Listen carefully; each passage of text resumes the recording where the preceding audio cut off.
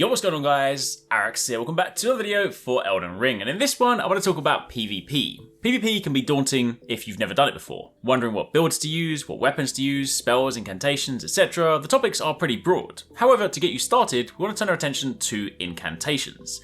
We have rounded up 6 super handy incantations that you can use to help kickstart your PvP adventure. These are simply suggestions for where to get started if you want to begin invading or battling other players. They are all super useful, pretty potent, and when used correctly can catch players off guard, protect you from some of the more spammy or evasive hooligans, and give you a chance to take home the victory. Do also keep in mind, these are some of the basics. If anyone in the comments are PvP veterans and know any tips that will help your fellow tarnished, then by all means let us know down below. We've also started off with just incantations, but if you would like to see this series expanded with weapon suggestions and additional things like that, also let us know. But if you do enjoy this, you do find it helpful, a like would be super appreciated. Comment down below if you have any questions, and of course keep it locked on the channel for plenty more Elden Ring. Keep in mind also, most of these are pretty commonly used incantations, so if you set foot in PvP, you've likely seen these already, so whether you decide to use them or just want to know about them so you know what to expect, then let's begin. First things first, you have Steel Sling. This is the incantation that will see you swiftly fling numerous sharp rock shards. This is one of our favorites. It's very commonly used. This is basically your quick fire spell. It's a really good engagement tool. It's one of the first things that you can use when you see someone. The cast time is super quick, and while it doesn't do huge damage, it will flinch and stun most enemies, and it can catch people who are rolling around like crazy. This has an FP cost of 7 and requires 10 faith to use. Alternatively, you have Honed Bolt. This will see you strike foes with lightning from above. Now on first impressions, you might think that this has a bit of a slow wind up, which admittedly it does, but this is incredibly useful for situations where players back off. Maybe they try to use their flasks, but once activated you can cast this multiple times. Additionally, while it can be a bit tricky, you can actually chain this with Steel Sling. If you can flick between the incantations quick enough, you can then catch someone with the sling and then quickly zap them with the lightning. It's a really nice combo, and sometimes if somebody say rolls out the sling, your Honed Bolt can catch them afterwards. This has an FP cost of 12 and a faith requirement of 24.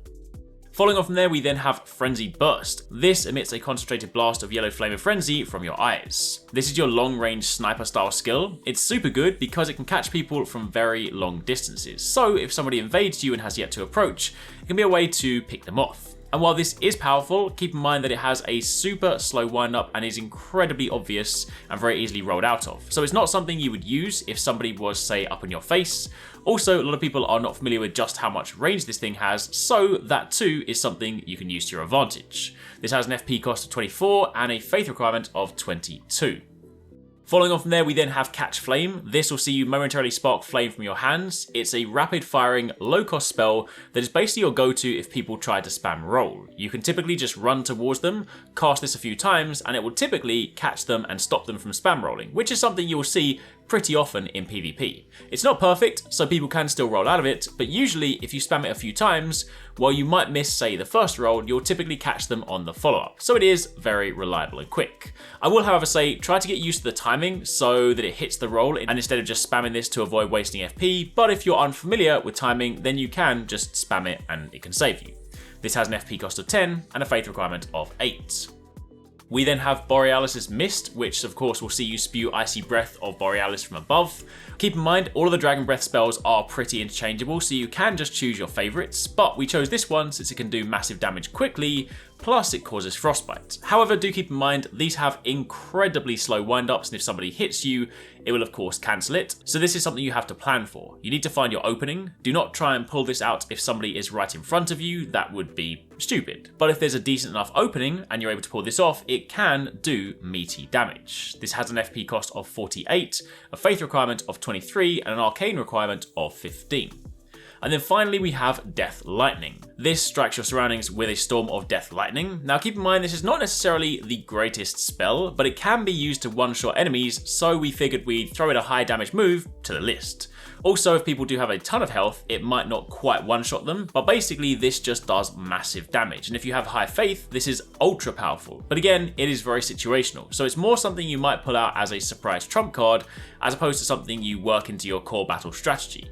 Also keep in mind it does also apply the death shot status too, if people linger in the cloud. And while one single cast won't proc it, with enough uses you might just get someone with the death rot finisher. Pretty rare, but it's possible. This has an FP cost of 46 and a faith requirement of 47. So in summary, those are some handy incantations that will hopefully help you in PvP. Again, if you'd like more videos like this, perhaps for weapons or spells, or even just where to get started, let us know. Also, let us know in the comments down below on how you get on in your matches. If you missed our recent upload, be sure to check out this video and keep it up on the channel for plenty more Elden Ring.